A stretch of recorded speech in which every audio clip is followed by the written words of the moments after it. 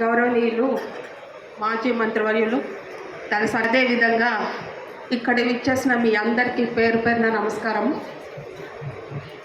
మనం చాలా రోజుల తర్వాత ఈ విధంగా సమావేశం అవుతున్నాము.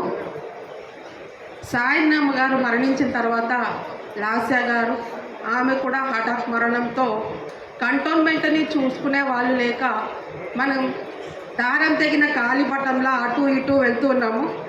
అదే సమయంలో మన క్రిషాంక్ అన్నని ఇన్ఛార్జ్గా నియమించడం జరిగింది. కంటోన్మెంట్ ఇన్ఛార్జ్గా అంటే ప్రశ్నించే గొంతుక, పోరాడే తత్వం గల క్రిషాంక్ అన్నని నేతృత్వంలో ఇవాళ మనము ఈ విధంగా సమావేశం జరగడం జరిగింది.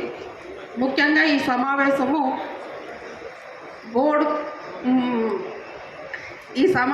బూత్ కమిటీలది.